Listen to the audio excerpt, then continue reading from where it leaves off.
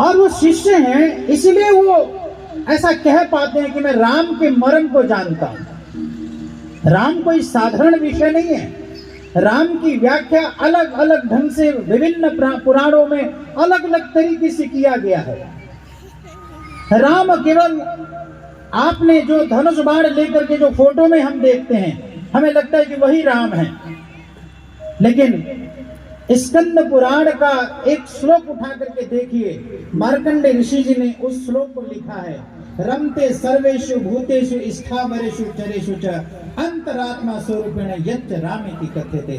राम रमण करने वाली शक्ति है जो आपके कण कण में, रक्त में, आपके स्नायुओं में, आपके शरीर के एक एक अंग में वो राम ही रमण कर रहे हैं। ऐसे राम को जानना, ऐसे राम को आंतरिक जगत में देख लेना एक शिष्य ही कर सकता है और गुरु ही इस महान कार्य को करा सकता है।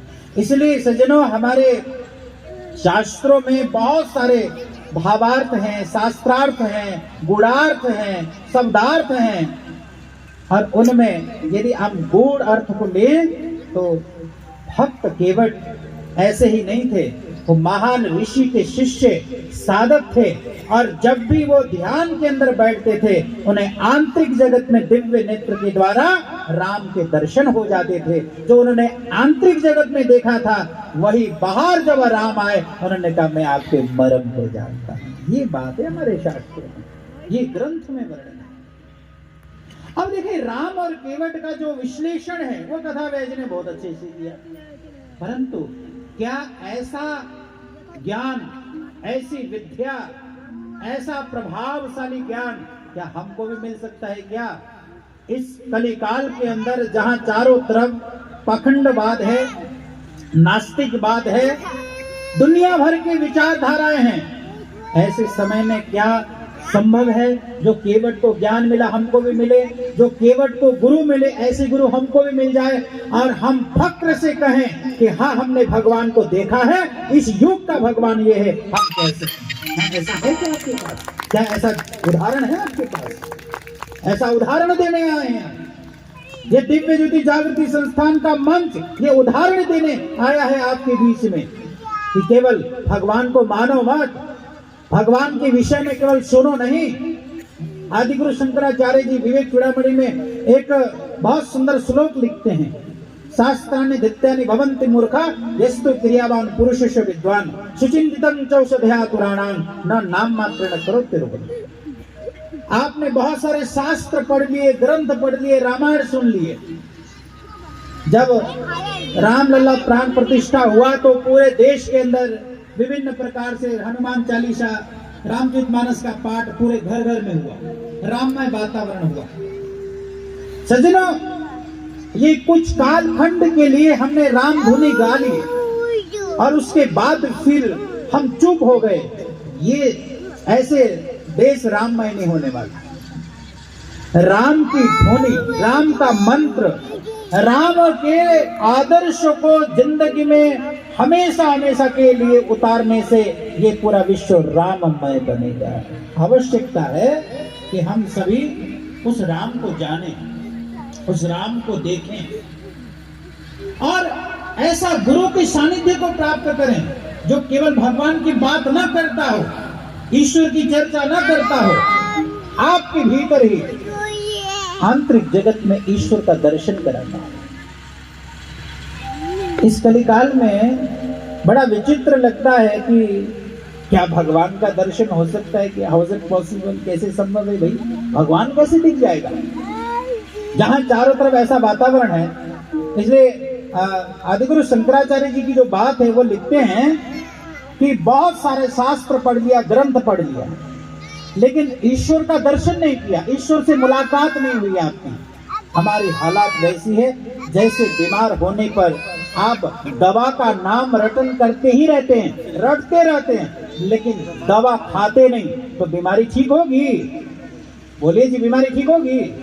अरे बोल लो भाई, ठीक होगी? अरे इहर उहर बतिया मत करी, नहीं ना होगी।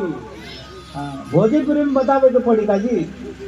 हाँ, तो नहीं होगी, बिल्कुल नहीं होगी। पहली बात दवा खाना पड़ेगा, नहीं दवा जो है लेवे पे पड़ी। जैसे जैसे सर पिराए लागी तो का होई, तो दवाई खाए के पड़ी, नहीं तो दवा का नाम रोटन कोयला से मतलब सर दर्द ठीक ना होई। ठीक इसी प्रकार से, ठीक वैसा ही है। हाँ, भगवान का नाम केवल शास्त्र ग्रंथों में लेने से, केवल कथा सुनने से जीवन का कल्याण नहीं होगा। इसके लिए आवश्यकता है आपको प्रैक्टिकल ज्ञान, जो प्रयोगात्मक ज्ञान है, विज्ञान सहित ज्ञान है, उसे प्राप्त करना पड़ेगा। और इसके विषय में गोस्वामी तुलसीदास ने बड़ा प्यारा लिखा है। रामचरितमानस बालकांड पढ़िए जाकर के। उगरही विमल विलोचन हिये के, मिटहि दोष दुख भवरजनी के, सूझहि रामचरित मणि मानिक, गुप्त प्रकट जहाँ जो जे। बालकांड की चौपाई ये है। कुछ लोग यहाँ विद्वान लोग बैठल माने, वो समझेंगे बहुत तरीके से। तो गोस्वामी जी ने कहा कि उगरी विमल विलोचन के, इसका मतलब क्या हुआ? जब गुरु जीवन में आता है, मैं बहुत ज्यादा समय नहीं लूंगा आपका, बस संक्षिप्त में। महापुरुष कहते जब आपके जीवन में गुरु आएंगे, गुरु जब जीवन में आएंगे तो उगरही विमल विलोचन ही है। आपके यहाँ पर देखिए इस स्थान को I have the soul, I have the wisdom, दिव्य नेत्र, दिव्य चक्षु, आज्ञा चक्र, दसम द्वार, विविध नामों से पुकारा जाए। इस स्थान को जहां माता है मैंने बिंदी लगाते हैं, संत जन तिलक लगाते हैं। इस स्थान में वो आंख उग रही माने खुल जाना, विमल विलोचन हिये के, इस हृदय के अंदर वो आंख खुल जाएगा। आपको धर्म की आंख मिलेगी, दिव्य नेत्र मिलेगा। श्री गुरु पदनक मणिगण ज्योति, सुमिरत दिव्य दृष्टि है होती। ये माने इस हृदय के अंदर गुरु कृपा से दिव्य नेत्र की प्राप्ति होगी। नंबर 1 बात क्लियर है ना? समझ में आ गई ना? बुझाइल किनारो लोगों बुझाइल ना, ऐजा मिली दिव्य नेत्र। हाँ, ऐजा दिव्य नेत्र मिल जाएगी नवरा लोगन के जब गुरु वही है। तो गुरु का मतलब ये नहीं कि कोई कान नामा